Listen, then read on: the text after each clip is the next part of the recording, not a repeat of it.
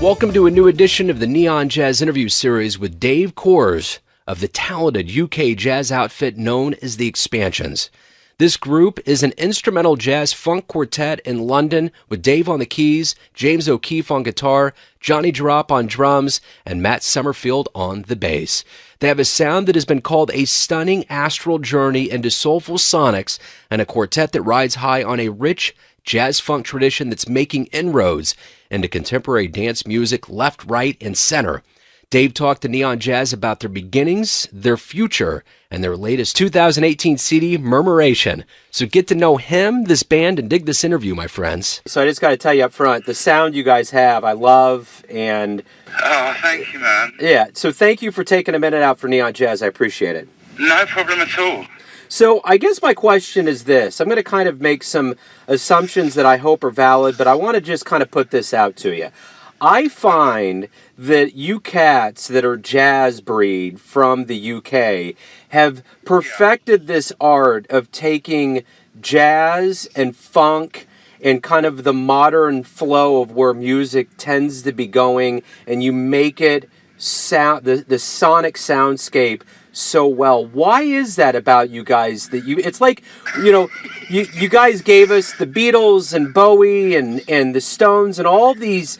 The imports from Britain is massive, and now in jazz there's this amalgamation of sound. So anyway, how is that? Why is this happening? I feel like it's, I mean, especially in London, there's so many influences to draw from.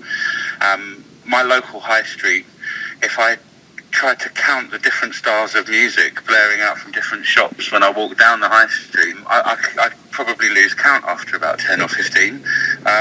And I think it's a combination of that. It's a combination of there being great respect from the younger generation towards the older generation and vice versa, and allowing modern sounds like modern London sounds and dance music sounds to sort of creep into jazz and creep into how composition-wise everything's put together. And I think that just creates this sort of melting pot of creativity, but still paying homage to the old greats as well. And I think that's the key to it. I think I don't know how I don't feel like it's any other thing other than that. So that's a great explanation. That really does clear it up.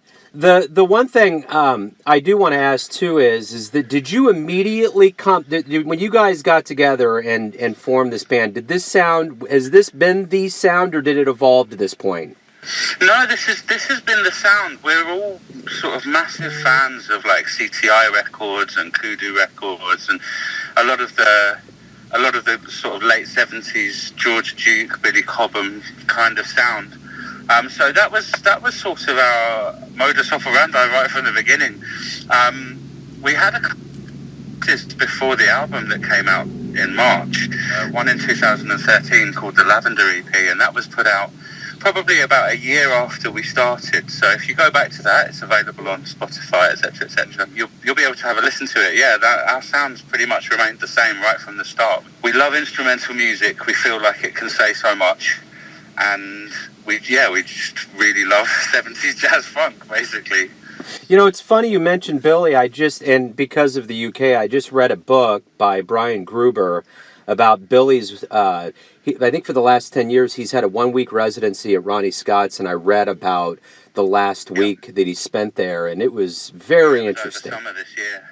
Yeah, there was one part in the book where a bunch of school kids came in, and that was like the highlight for him, to like be able to lend that to the kids, and it was cool. So we had, to be honest, we had the honour of supporting him last year for 2 nights at the Jazz Cafe in London, and he was one of the most gracious people I think I've met.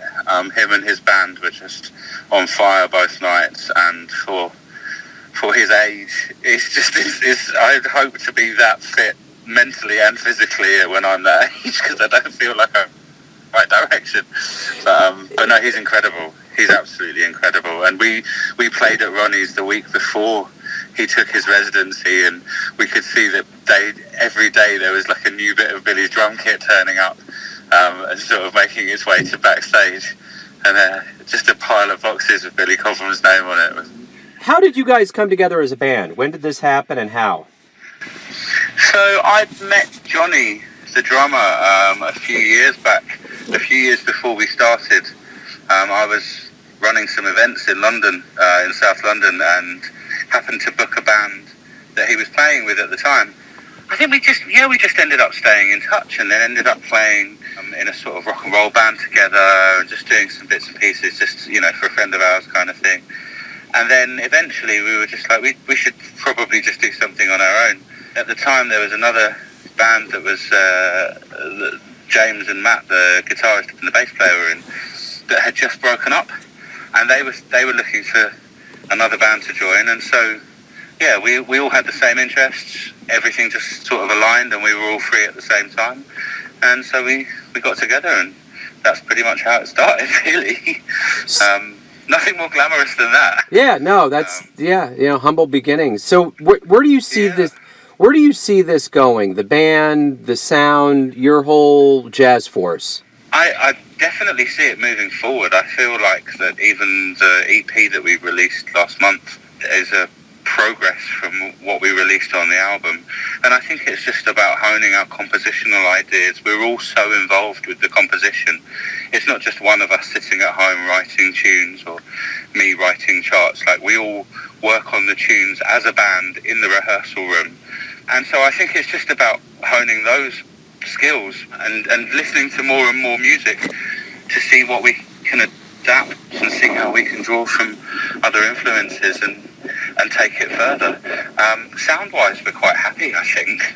There's not really any plans to change or add another instrument to the lineup or anything. I feel like we're in a good spot with that. But I feel like it's definitely about the composition rather than and obviously individual skill. We all want to get better. We all have that musician's doubt. But yeah, I feel like that's our sort of general direction, is to just keep working and just keep working on our composition and see how far we can take it. I'm sure I echo a lot of what many people do when they hear you. They have to be like, wow, this is a great sound. Do you get that from the fans after shows, from other people that are like, wow, this is such a refreshing, fresh sound? Yeah, we do. We get, a lot of people sort of comment on how it's still rooted in what's already been. There's definitely a feel of a sort of 70s throwback kind of sound. But we do feel like we try and push things a little bit further.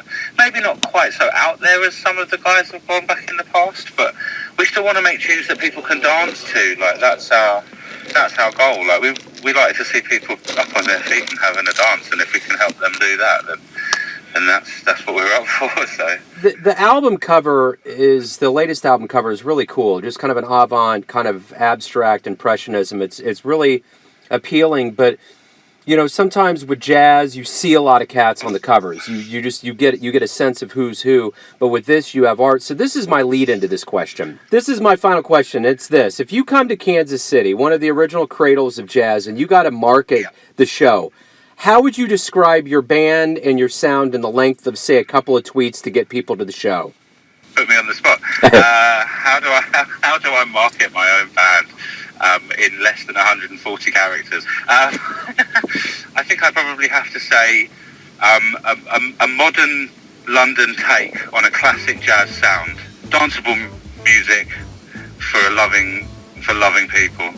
Beautiful. I think I'd stick with that. Yeah, I like that. That's great, man.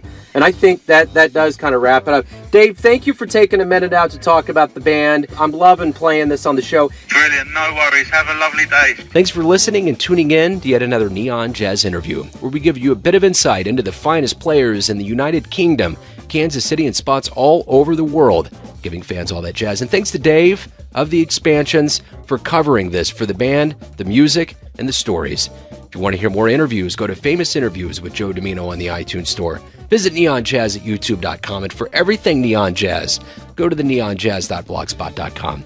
Until next time, enjoy the music, my friends.